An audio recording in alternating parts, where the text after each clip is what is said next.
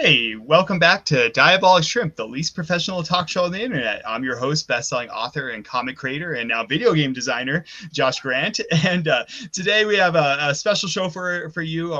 We have two special guests today. We have Joel Newlon and Ashleigh Horton. Just fantastic fantasy series. I've read several of their books.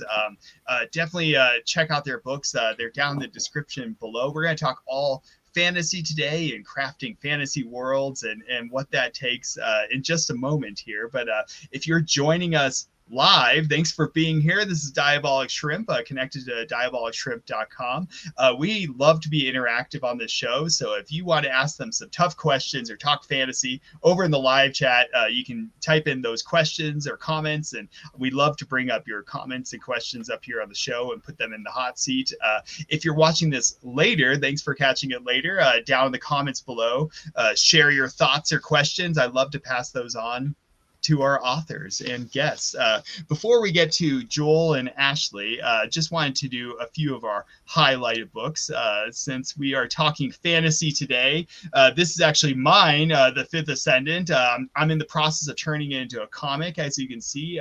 That center image was done by one of the people that worked on the maps for like Dungeons and Dragons and Baldur's Gate. The picture of the cover on the left there is my original cover done by a chap that worked on Zelda Breath of the Wild. And so I had a lot of fun with the visual side of it, but the original book, it's a brick of a book. It's about 770 pages, but it's near and dear to my heart. So if you want to check that out, you can always check out my books down in the description below as well. And then another big book we wanted to highlight here, Spontanea. It's a comic book. It's very Spider-Man-esque. It was done by Carl Paolino, and so definitely check out Carl's book. But what Carl is doing, I interviewed him about 2 weeks ago here on the channel. So if you look back a couple videos, you can check out that interview. And if you comment on that interview on that YouTube about 2 videos ago, then you get put in the drawing. And at the end of the month, Carl's actually going to send out signed copies, and so you'll definitely want a physical signed copy from him. He worked on for the older crowd in here, Celebrity Deathmatch, which I loved to watch when I was younger. He's worked with Mark Hamill, and so definitely check out his book as well, and comment on that video 2 videos ago to get in that drawing for a free signed copy from Carl Paolino. And so, today our special guests, like I said, Joel Newlon and Ashleigh Horton. Joel Newlon is from the United States. Over the years, he has wowed audiences as a stuntman. I can't wait to crack into that. Brought them laughter as a comedy writer and saved lives as a police officer. But his biggest passion in life has always been writing. He specializes in tales of fantasy and adventure that provide an escape from the everyday world. He lives on a small, secluded farm with his brilliant wife, Ashleigh, an insane cat, and I'm probably going to mess this up, but Pie Wacket. Ashleigh Horton is a talented editor, designer, and all-around behind-the-scenes wizard for their flagship fantasy series. Well, they've been waiting in the wings for a good long while, so let's bring them on. Joel and Ash, welcome to Diabolic Shrimp. Thank you. Well, it's so great to have the both of you. I've read your books for some years now, I believe, and so and I've definitely reviewed them. If anyone wants to check those out, you can check those out on their Amazon author pages down below in the description. If you want to read my review, you're welcome to as well. And so, it's so great to have both of you. I can see, Joel, that you have the you have the cover of one of your books on your shirt. Yeah. And so we're all about shameless self-promotion, so definitely show off your work on this show. We love to hear about it. So, welcome. I think a great way to introduce people is through a bit of show and tell. Did you happen to bring us anything for show and tell? Yeah, the first thing that popped into my head was the obvious, just the books, and that's the Nordheim sagas, and then of course we've got the Immortal trilogy. But then I was like, that's pretty standard. Show and tell should be something a little bit better. And you read the Nordheim sagas, both of those books. And in the book, there is Scatter Soul, which is the sword. And So I made. I was about to joke and say like you're gonna bust out the actual sword from the book, but here we are. I in the 1990s I worked as a sword maker. I was a sword maker for Disney and things like that. So for about 20 years I haven't been working in metal, and the last couple years I went, well, that's ridiculous. I mean, you could be the one author who actually makes the swords from your books and stuff. I love that so much. It's like I've always wanted I've got you can't see them, they're behind me. There's a couple of katanas back here, and then there's a sword up there on the wall right there. But I love like I need to step up my game now as an author, for start making some of the swords and weaponry for my books, So that's so cool. It's a Carolingian sword, or what people would call a Viking sword. And the Nordheim sagas are out of Norse myth, and so it's I don't know, it's pretty neat. You got Odin with the one eye and the ravens. That's too cool. And so this actually, we did our kind of first. We published the first book during COVID, so we only just with 2020, and so we only just did our first live event.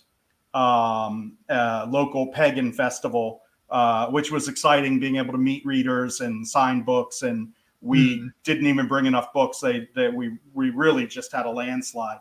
But this was sitting on the table, kind of catching eyes, This is where Ash, right? Since you're the editor, you have to like limit what Joel writes into the book, so you don't have like too many crazy weapons like hanging around, right? I keep it within the realm of what he can make in our garage. No battering rams or anything.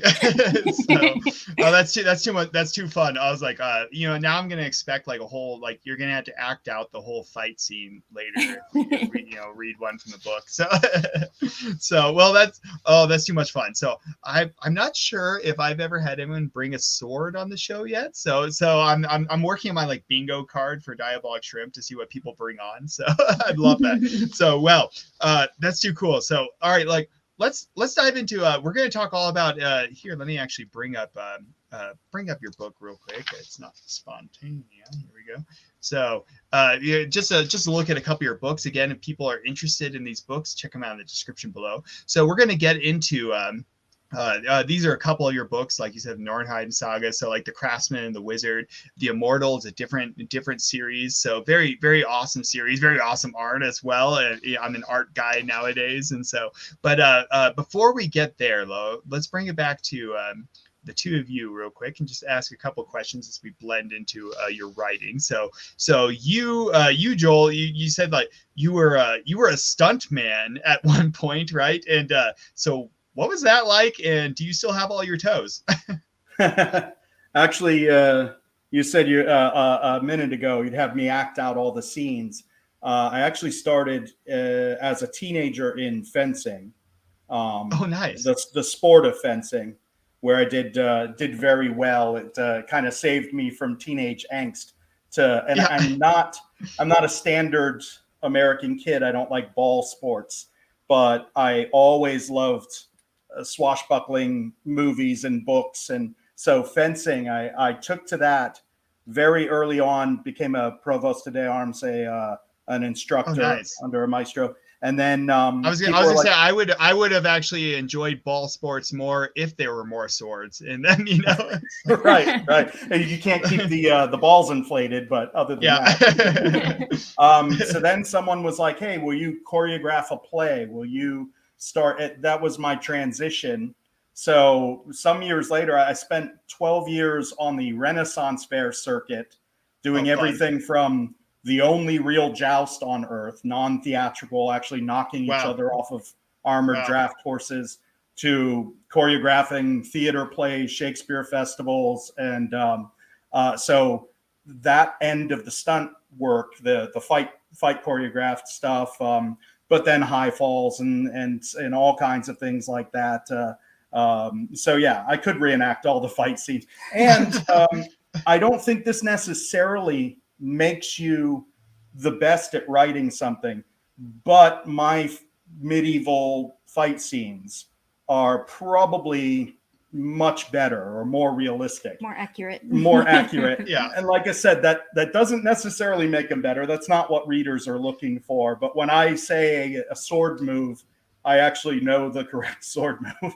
Well, and I think it's so great though, because it like informs it. Like I was showing off my Fifth Ascendant earlier, right? It's like I'm slowly turning it into like the visual world of like comics, and I've really enjoyed turning like my novel into the visual world, because it's like the visual side of things is really starting to inform the story as well, and they go vice versa. And so it's like now I'm making it into the visual world. I'm like, what does that look like? And now what's the history of that or whatever, it's like I have fun just like world building in my head. But I think that goes the same. It's kind of interesting for the actual like the movement and the actual like sword moves, I think actually really do inform like can inform the story. And like you said, sometimes it's just for us as like authors, like maybe for us it's like it helps us write it, but in like the audience might not pick up on that. But at the same time, I just think I think it's a fun part of it, and a fun part of you that gets written into the book as well. And so what was of all the stunts that you kind of got to perform, what was the one that made you most nervous, or I guess you kind of get focused in those things, but like what was the one that maybe was the most challenging or made you most nervous? I ended up kind of specializing with fire, and that's one that if you become complacent or do something wrong, it's really going to kill you, or worse than kill you, really diminish your quality of life. It really hurt to us. Like right. I learned juggling from a lady that learned how to juggle by juggling fire, and I was like, no, she wanted me to like juggle fire, and I'm like, no, I'll just learn with the bags. I'm good, thanks. Rice doesn't kill as badly as fire, I guess. So so all right, so you were a police officer. Thank you for your service. Like, does anything you learned from like doing that translate into your books? Yeah, the Immortal trilogy, those 3 books are more urban fantasy, which, as the writers watching will know, that going from a high fantasy to urban fantasy and then back to high fantasy isn't necessarily the wisest thing to do. When you're starting out, readers need to kind of pin you down and understand your genre. But I was just writing what I wanted to write. So the Immortal trilogy is it bounces between historical fiction, where I get to have my sword fights and whatnot in there, and follows the immortal hero over centuries. But then in the modern part, there's one of the main characters. She's an Interpol agent, and then she's dealing with police officers trying to track him down. So again, my police procedurals were more accurate than, say, another writer just trying to research it. And again, I don't go so far as to claim that makes it more entertaining. Readers don't necessarily want authenticity, but some might appreciate that. I think some people really actually sometimes go for the authenticity. So it kind of depends on like, your audience. It's always a mixed bag, like some people don't like Tom Clancy because it's like way too military in depth, but I always think it pays off in the end. So I think it's cool. So Ashleigh, like how and when did you get involved, or have you always been right from the beginning of all the books? Have you been like the power behind the throne? No, I think I actually can take credit for starting the whole thing, because I was initially thinking that I would write books. And so I started just messing around a little bit with it. And then he's like, I think I can do it too. And then he wrote 6 of them. So. Yeah, or to be more specific, I decided at 13 that I wanted to be a novelist. That was the life I wanted. My aunt was a principal of a school, an educator, and she bought me a subscription to Writer's Digest, and nice. Reading it. I read every book I possibly could. You're aging us, Joel, with like Writer's Digest, like buying the description back in the day. Right. Well, this would be the 80s. That's what we did. I'm old, but well, me too. I was like, I connect with you on that. That's a Reader's Digest. But I had given up, or I would try again every few years. and had come to the point where, it's not good enough, imposter syndrome, everything that kept me from doing it. And so, she was like, let's write books. And like I mentioned, kind of in lockdown, which was just a terrible time. I was actually it's a challenging time for everyone. It was terrible, but that's what it kind of gave me the time to finally unlock that hidden sauce, to be able to actually do more than a beginning, but also a middle and an end. Mm-hmm. Now I can do it. Yeah. Well, so like, what for the two of you, since you're the dynamic duo, and it's challenging, right? Because it's like editor wise, I'm my own worst enemy in my books. So I've never had an editor. Maybe I need an editor. Sometimes I go back and read some of my books and I'm like, ooh, I was like, my earlier ones especially, I could have used an editor. And the editor, sometimes you have to be the villain to the author, right? Because sometimes you have to be like, that has to go, and the author's like, yeah, no, we have to know. Step on some egos carefully. Yeah, well, and so I'm curious, what was one of the biggest challenges between the two of you, of like, what was the biggest clash over of what needed to go or stay in a novel, or direction it needed to take? I think we're probably both thinking of the same scene, because there was one big one in The Craftsman and the Wizard. Oh, in the first book, yeah. Yeah, so in The Craftsman and the Wizard, there's this scene where Newlon kind of goes to the past because he needs to find a space rock, which, is iron and all of that stuff. And there's this village of outcast women who were outcast because they're lesbians, and so they're all just kind of hiding and stuff. And we're butting heads on exactly how violent to make it, and just how visceral it should be. And of course I'm just imagining trying to play out this scene and discuss it, and it's like you just have the sword and a bunch of ground beef and you're hacking at it, this violent, or what's the level of violence, right? It's right.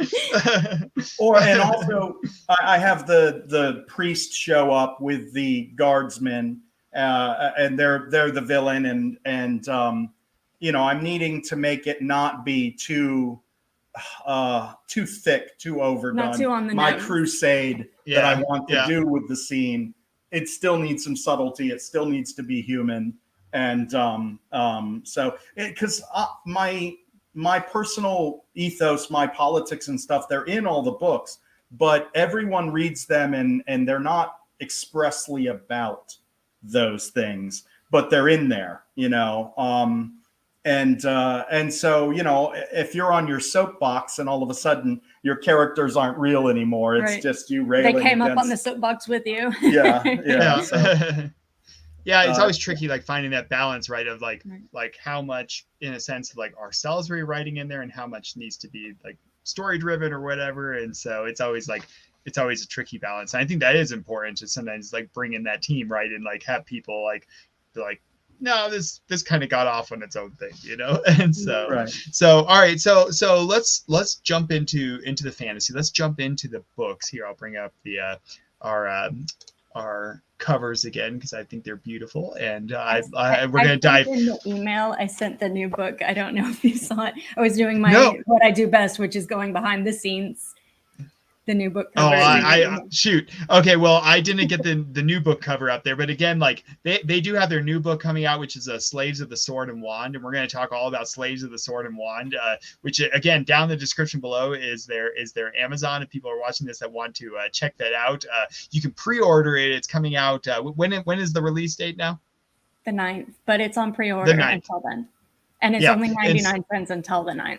Yeah, on pre-order. Ooh, okay. So definitely, if you're checking this out live, definitely check that out, because it's at a discount now if you pre-order it. And so let's here, I'll read kind of our first lines from the new book. It's not, so I know that we have the Craftsman and the Wizard and the Immortal up there, but this is a new one. So the Slaves of the Sword and Wand.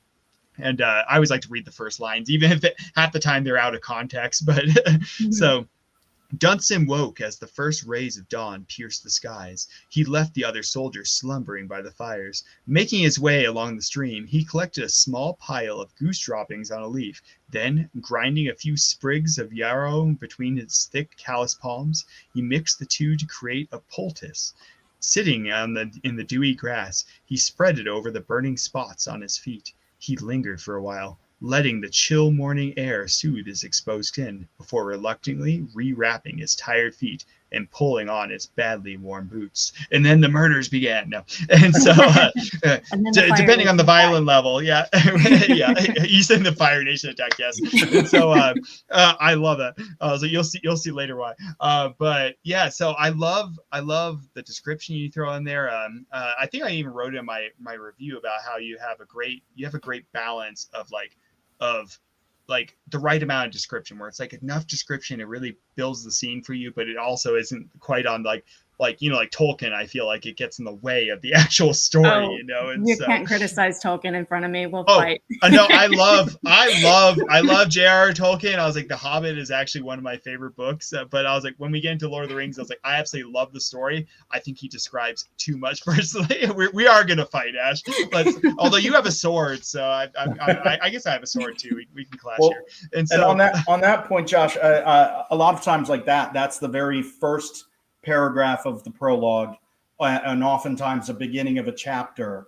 I like to kind of set the scene descriptively, but then my prose is absolutely not florid. I feel like it will get in the way of the narrative. So you'll find those kind of more fleshed out, very descriptive, and then very streamlined almost. Yeah, modern. when it comes to action, I think he's good at like staying in the action.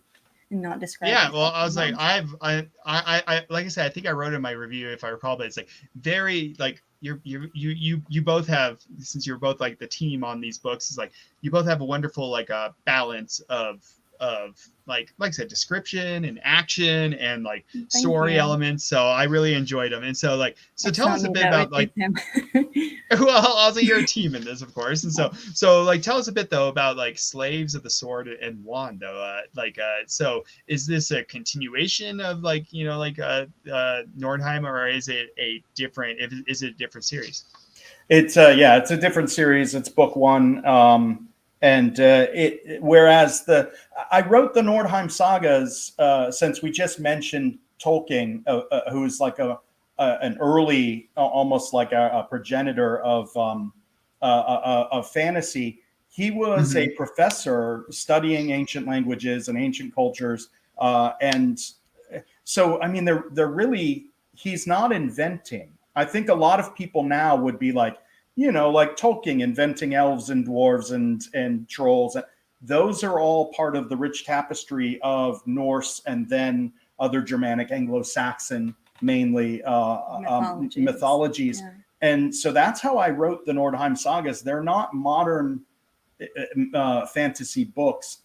They are borrowed. Like, for instance, I like when characters that never were the main stars of stories, I always wonder, I wonder about them. Who are they? So things like the craftsman, Newlon, he's an actual character in mythology. The sons of Ivaldi were the dwarves that made the weapons of the Norse gods, Odin's spear and Freya's ship. But no one's ever, they've always just been side characters or footnotes. And so I always thought that was interesting how you and I think I wrote that in my review of at least my second review of how you kind of focused in on some of these like the side characters of mythology in a sense, and I just thought that was a really cool way to kind of like flesh it out. Yeah, in fact, the second Nordheim saga, because the Craftsman, the Wizard was really a standalone, but it became my most popular thing. So I took a character that had a few pages in the first book and then made a story about them, and that's how it was done. So coming around circuitously to your question, the new book, Slaves of the Sword and Wand, it's a little more of Anglo-Saxon rather than Viking era Norse. Like, for instance, right in that start, he takes goose droppings and yarrow. course, I don't come up with that. I'm studying medicines Right. of It's the a real time medieval remedy. and weaving. I mean, I'll be descriptive about someone building a hut, and I'll actually incorporate the carpentry of the day and what tools they used. I find that stuff fascinating. Hopefully I'm connecting with readers who also find that fascinating. So. Well, I just think I think those things are fun though, when you can take, it's like, it's a mixture, right? So you can take some of this like medieval and stuff and mix it into fantasy. Cause like you said, that is what like Tolkien did. He kind of, he was kind of retelling almost like a lot of these actual myths and beliefs of time, different time periods. And so it was really interesting to see how he did that. And it's also interesting to see how fantasy built from there, because then people like say Dungeons and Dragons went in and said, here's Tolkien stuff. And now we're going to build on that in a sense. And it's kind of interesting to see where we're at. It's all kind of built from all these ancient things. There was a Terry Pratchett quote that it was I'm going to butcher the quote, but he said that Lord of the Rings or J.R.R. Tolkien is like Mount Fuji in Japanese paintings. Art. It's like it either includes Mount Fuji or is intentionally excluding Mount Fuji, or you can't see it because it's on Mount Fuji. You're standing on it. So that's kind of what Tolkien and Lord of the Rings. That's very true. I was like, yeah, good old Terry Pratchett. And so, all right, so let's all right, so we're gonna dive all into here like Sleighs and the Sword and Wand. But again, going back to your other covers, and sorry, Ash, I was like, I didn't get your newest cover. It's okay. In there, but, I sent it as we were talking. I was like, I'm gonna be I'm so sorry. Well, believe it or not, I'm actually not a tech guy. So I'm like, literally my notes here are like handwritten on lined paper. So college rules.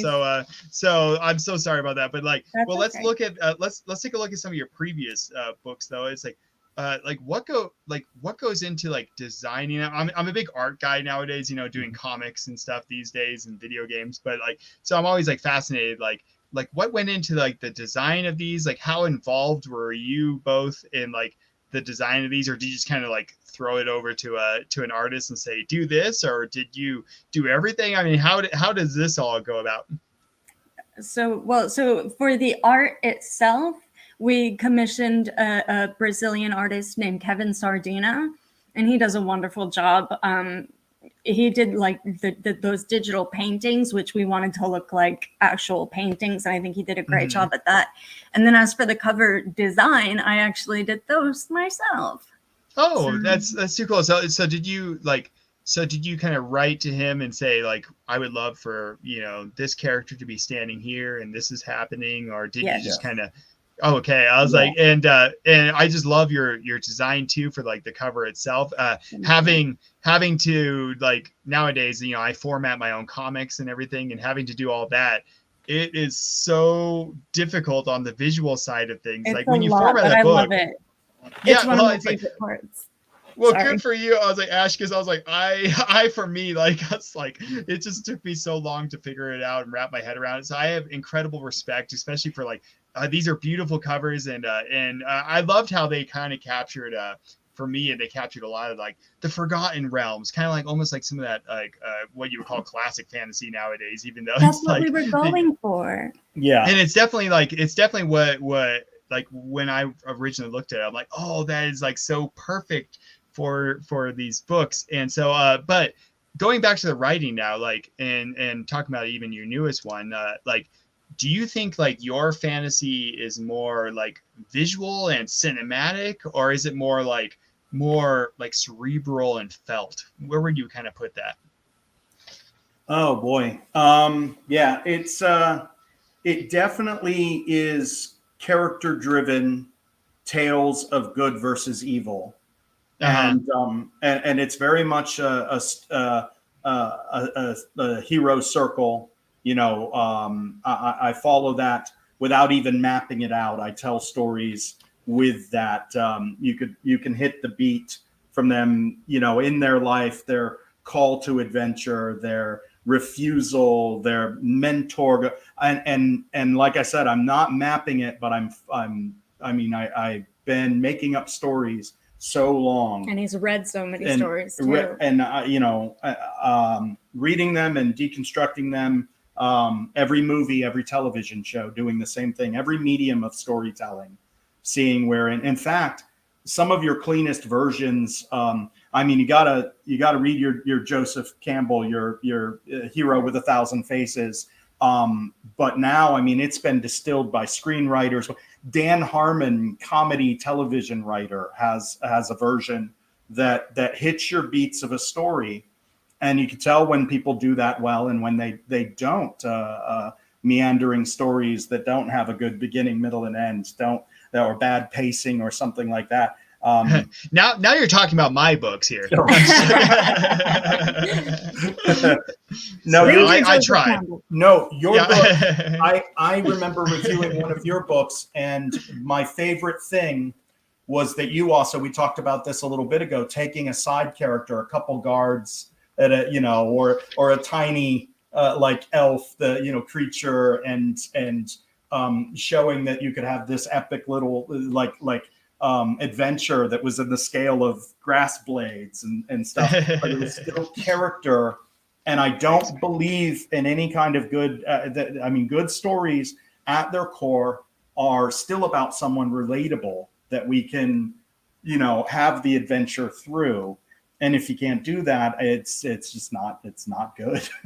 Well, and I think that's such a skill in the world of fantasy, because often people kind of can get lost in the kind of like you get these like say the elves, they're so lofty and so kind of above. It's kind of how people like portray them a lot, and so it's like so it becomes like challenging sometimes to like make them relatable in like a fantasy world. And I think that's such a skill. And again, I think you do a fantastic job. I absolutely love your characters as well. And so let's take a look, since we're kind of getting a beat on like, so say your newest fantasy. I know all your fantasy is a bit different. You have some urban fantasy, but like in general, I guess, like your fantasy books, where would you kind of, on the menu of fantasy here, where would you kind of put them? Like, of course, we were just talking J.R.R. Tolkien, so I'm sure there is some influence there. So we have like, like Lord of the Rings, is a little bit deeper and, a little bit more like world building.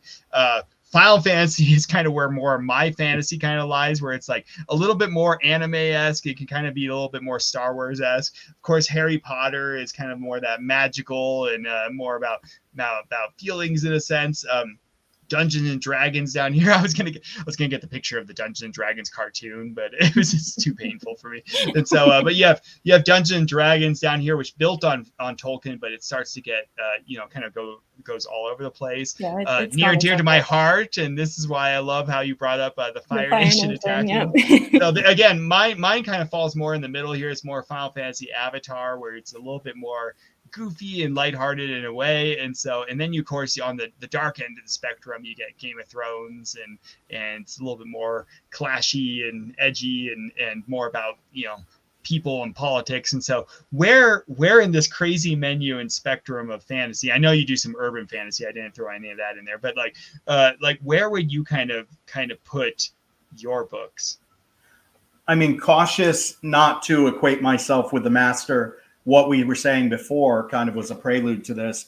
The way Tolkien wrote, where he, was actually a student, a much more a gifted and dedicated student of historical peoples and traditions and folklore and myth, and then writing from that, as opposed to Dungeons and Dragons, which a lot of people are authoritative on these ancient myths from a distilled or a lot of people, most people haven't read the Prose Edda. They don't the Norse sagas. They don't actually. They know all of these characters and all of these peoples and all of these traditions from them because of fantasy, because of Dungeons and Dragons. But it doesn't read. It's not modern. It doesn't read. You have to sort of like that. I think I'd like to say I'm the farthest away from Martin, Game of Thrones, where no one is likable, no one is a hero, even if you think they are. They're simply bloody child rapists and everything. Yeah. But at the same time, all of his stories are borrowed from history. he is simply doing the War of the Roses. He's doing, you know, the Tudors and the Lancaster, the House of York, and the dual popes and everything. Yeah, so people go, oh, there was a red wedding or something. Yeah, it's a historical fact. It happened twice in Scotland both times. So, as it does. Yeah, so he's added stuff to it, but like in my Immortal series, he keeps going back to these historical events, and so I obviously do like to write fictionalized or put elements of magic into historical events the way he did. And then like Avatar, I just, again, it falls into what I said. As long as you really care about a character and don't make them end all be all, have them go on their journey of growth and self-discovery. So I don't know, a little bit of everything. Yeah, that's is kind of how it goes, you know. And so and I would say you kind of nailed on the head of what I kind of got from your books too, of that like you definitely have like gone back to I guess the original sauce in the sense of like, you know, the way Tolkien did it. It's like it really did have a very like very Tolkien-esque feel to it, and that's something I really enjoyed. I also mentioned Forgotten Realms, although like you said, Forgotten Realms and like Dungeons and Dragons are all kind of like built up. They have a deep mythology, but it's all crafted mythology versus like, you know, yours is a little bit more steeped in some of the actual like myths in history in a sense. And so when I write fantasy, I'm always trying to like create a world I love to live in. That's just kind of my own little rule for myself when I'm writing fantasy. I mean, it shouldn't always be everyone's rule, you know, because like say something that's compelling, like say like, you know, Game of Thrones is compelling, even though it's like no one's likable and everyone's horrible in that, but it's just like it's compelling. So you shouldn't necessarily always try to write a fantasy you'd love to live in, but that's kind of my rule for myself, to create a world I'd love to live in. So like if you had to live like somewhere in your book, all right, let's say either your newest one, like Slaves of the Sword and Wand or Nordheim Sagas. It's like if you had to live somewhere in your book, where would you like to live and where would you avoid living? And this is to both of you. Oh gosh. Oh wow. I could be a test. I want to live in the Dunn's Paradisical Gardens, I think. Yeah, that's a character also that is in Norse myth, Idun. And she gives the Norse gods their immortality. She grows the magic apple. And so I came up with her dwelling would be eternally in spring and perfect. And then for the Dwalin, the craftsman, I came up with a great hall that was a big workshop. It would be great to live there. It's sort of a house of many ways kind of thing. Yeah. The doorways are like always changing and stuff. So right. But also just be able to make stuff, because I like to make things with my hands. And so, you know. Got a big workshop. Yeah. Everything you need to make stuff. Yeah, be the craftsman.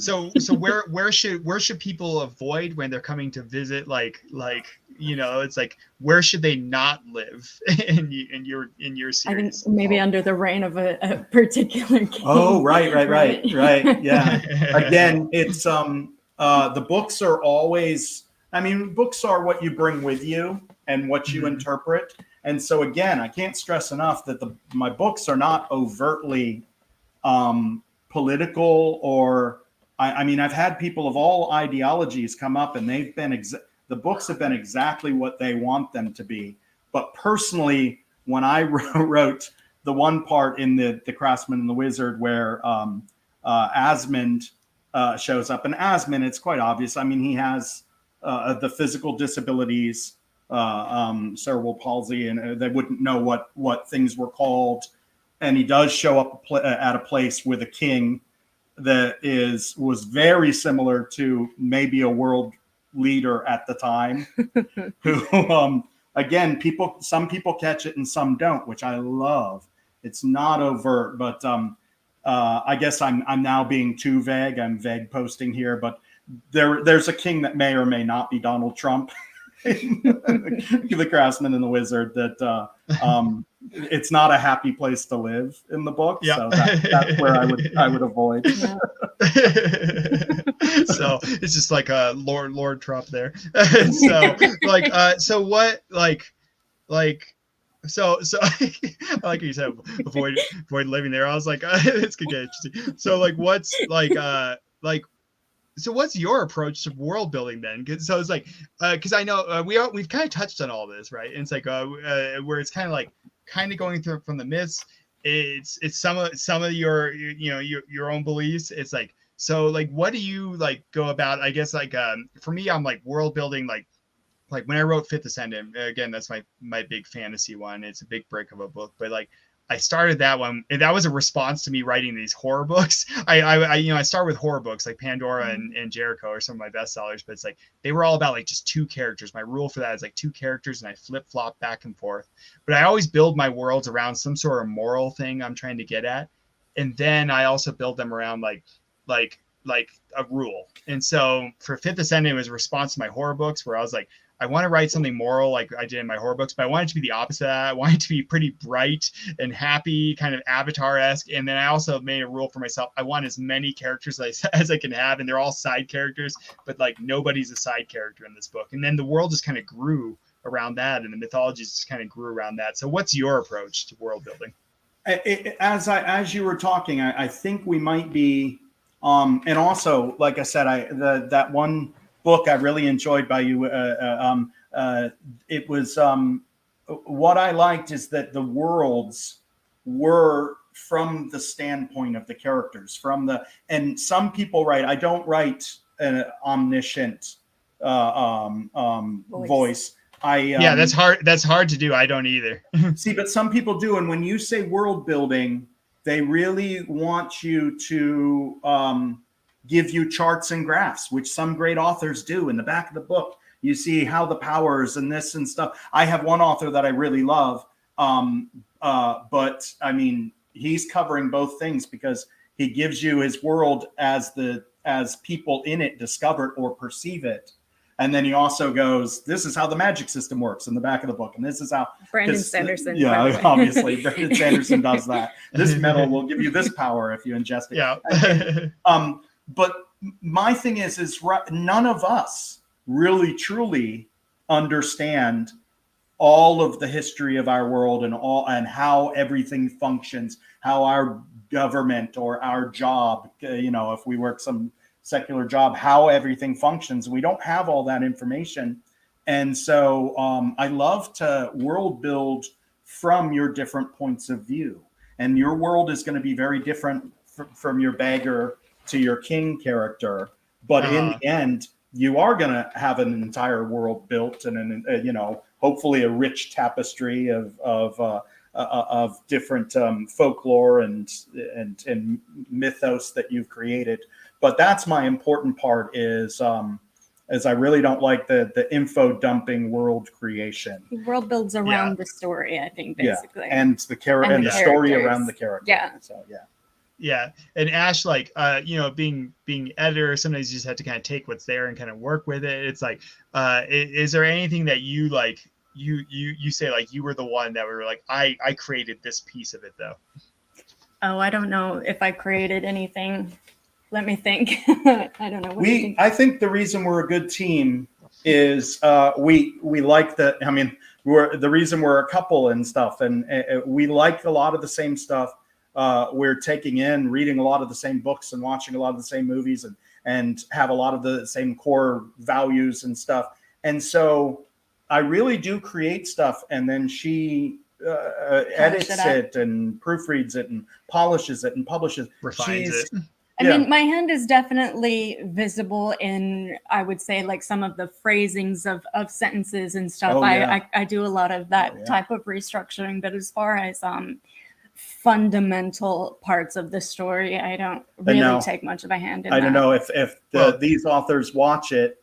She's doing a book now, editing a book for that's science fiction, and she doesn't. It's co-authored by two people, and so they sort of bump heads, and then she gets with them to try to get them to have tiebreaker. What's your coherent? It was What's actually your several story? times. Yeah. And so that is a lot harder than us. We just kind of we're on a brainwave sort of. Well, that's where the magic really happens in the books, is in that revising and editing. That's when you sharpen that sword that you kind of hammered into existence, right? And so, I always think of fantasy sometimes is like, I mean, there's so much that goes into fantasy, and there's so many different kinds of fantasy. But one of I think a key element sometimes in fantasy is the villain. I love fantasy because you can usually have a very compelling villain, whether it's the world itself or monsters or a specific like person. So who are say the newest your newest one, right? Slaves of the Sword and Wand. And again, like, don't ever go into spoiler territory. I know it's kind of tricky sometimes with the villain, but like, who would you say is like the villains in, like, say, like Slaves of the Sword and Wand? I think it's like a without spoiling it. If you can't spoil it, don't worry about it. That was pretty good. Man versus World. I think mainly a little bit of Man versus Nature, but and there is like a villain, but it's more about the structure of the world that's the problem. Right. Right. And I know I'm a broken record, but you will be able to read the book, and it will be a medieval fantasy filled with swords and sorcerers, where people are trying to break away from the slavery that exists in their world. However, again, man behind the curtain, you can also read the book and see basically how people are. I mean, there are more slaves today than there ever have been, actually, probably making our clothes and our sneakers, and then wage slavery. So there'd be some social commentary. So when it's people and you're going, oh, that's a medieval setting, but someone is still going, is this my life? And in this servitude, is there more? That's definitely there. The villains, I mean, yeah, so there's a ruler that doesn't actually care about people, but there are also people that are complex, like my heroes are flawed. They do something, and perhaps they're not entirely a hero. They're also somewhat of a villain in other aspects, and that's us. That's human condition, you know. Yeah, it definitely. Well, and so what? I guess that this ties into this next question then. Like, what's your inspiration for your main characters, and like, kind of who's your favorite one that you created? I know that's like an impossible question as us as writers, because we love them all or hate them all or whatever. It's like, but like, so what was the inspiration for kind of your main characters, and like who's definitely one of your favorites? We'll put it that way. What I just said, all of the characters being not purely fairy tale, but also flawed. Yeah. I like Oswin, who is the witch that is one of the main characters. She's a wonderful character, and then of course she runs into the wizard Frigith, who is she is extremely, like, she kind of turns convention on its ear, because she's hundreds of years old and a powerful wizard, and yet early on she's like, I'm not necessarily wise and all-knowing. I'm a human, and that's the human condition, and that's juxtaposed. I'm starting to really feel the connection now. I think I'm a 100-year-old wizard, but I'm not super wise here. So, So, go ahead. Yeah. Oh, I was just going to say, I was reading something from other authors at one point when this was a work in progress, and they were like, does your current work in progress pass the Bechdel test? Which, for any viewers, is, do you have women who speak to other women for prolonged periods and aren't speaking about a man? Basically a feminist idea. And I have Dunstan, who is the warrior and stuff. But then I have Oswin, Frigith, and Githa, who are the other main characters, and they're all women. And as I read that, I was like, well, my book is almost entirely. It doesn't pass a reverse. It doesn't. It almost doesn't pass the other way. It's not very good. So, I'm gonna chime in because you can't. I guess you can't really like pat your own self on the back, but I'll say Oswin is my favorite of his characters too. She's a female character, a strong female character. I'll say that's not just like. I think, and nothing against male authors, but because they don't always have that perspective, a lot of the time, if they want a strong female character, it's just like, oh, I was raised by 6 brothers and I, don't know what a dress is. And Oswin, I think, is really excellent as a strong female character because she's still feminine. She wears a dress throughout. She's compassionate and caring, and yet she can kick butt when she needs to. And she's strong in other ways. She's morally strong and magically strong and stuff like that. So I feel like you couldn't say that about your own books. If I don't know if you even think that, but as a female reader, I think Oswin is a really great female character. So. Too cool. I was like, well, I can't wait to read the new one. My last big question here, but before you, since we're actually starting to run low on time, is fantasy is all about journeys, right? And so, what changed in your book during the journey to write it? Oh, so while it was in progress, what changed in the journey? I think he pretty much just writes his stories straight out. I don't know. I mean, it's a bigger book. The biggest before this was The Craftsman and the Wizard at 95,000 words, and this is 140. And you were asking about world building, and this one really does. I kept building more to the magic systems and to the way I was adapting actual maybe Anglo-Saxon era villages and a religion over an overarching religion that was not inherent like it was in the Norse, where there is a god over there and there's one. These are people and their concepts of deities. So the only way I could answer that, I think, is as this book became longer and longer and took a year to actually write, the world building, it grew, it changed, it expanded even more than I thought it needed. Also, I will add on that same note, he's already most of the way through writing the sequel to it. And I think that the magic and world building expanded as he wrote that second one too. And because this one wasn't out yet, we were able to go in and kind of make everything fit together. Quite halfway, but it's under construction. Yeah. Well, I was like, that's too cool. Well, again, like your world building, your characters, I was like, all things I really enjoyed. So we're pretty much out of time here. It kind of blows by. I only get to like half of it, what I always want to ask. But like, sorry, we were talking what? Oh no, that's the whole point of it, right? It's like, but so like what can we do? Like Diabolic Shrimp, again, if you're watching this and you have no idea what this is, it's part of diabolicshrimp.com. Check us out there too. But like we're a really good support community for authors and readers and connecting people. So like what can we do to support you as an author and as an editor? It's like, and your books are down there in the description below, but what else can we do to help you out? We're only now starting to try to be more like do things like this and have more of a presence in social media. So the easiest thing is go to the Facebook page or Instagram, or we started TikTok today. Yeah, we made our first TikTok video. I attempted TikTok this year too, and it was rough. I don't understand TikTok. Definitely geared towards the younger crowd. Right. Yeah. We're making I don't know what else. We're working on it. Just swing your sword around. I think that'll resonate well. That was the first TikTok we took the sword we made and did a yes.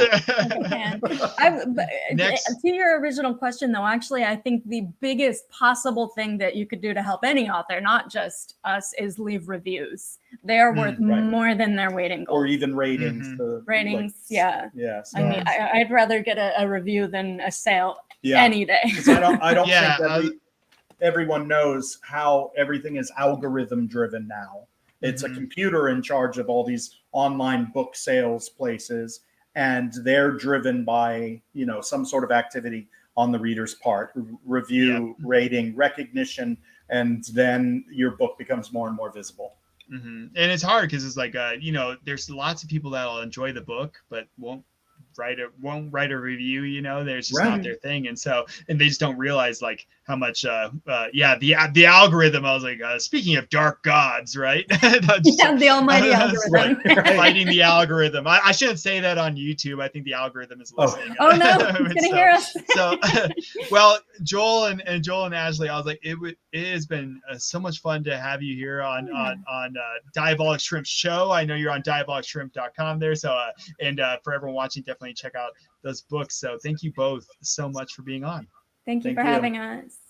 All right, well, hang out for a second. I'm going to send you back to the netherworld or whatever. And so, well, that was Joel Newlon, Ashleigh Horton. Definitely check out their work. Down below in the description is a link to their books. Fantastic writers. I've always really enjoyed, like, over the last couple of years, getting to read some of their fantasy. And again, going back to a highlighted book there, Spontanea. Carl Paolino is kind enough to give out free signed copies, actual physical copies for anyone that you'll get in the sweepstakes for that or whatever if you just comment 2 videos ago when he was talking about some of his work and some of the stuff that he's crafted. He's crafty like Joel. He builds stuff for like Saturday Night Live and all these other shows and Disney on Ice and all this. And so like Joel building swords for Disney, which I didn't even get to talk all about that, but definitely check out Joel and Ashleigh's books down in the description below. If you've enjoyed Diabolic Shrimp and you want to join us on this journey of interviewing famous and interesting people from around the world, hit that subscribe button, like the video, drop a comment down below. I love to share that with them. Check out diabolicshrimp.com if you're a reader or an author and love a free place for getting reviews and connecting with authors. Thank you for joining us. If you were joining us live, if you're joining us later, thanks for joining us. And we right on the tail end here, Good Omen, by the way, says, hi, Josh. Hi, Good Omen. It's check out Good Omen's videos too. Talk about connecting with young people and video games there. So Good Omen, hi and bye. Thanks for joining us. This has been another Diabolic Shrimp. Have a good night.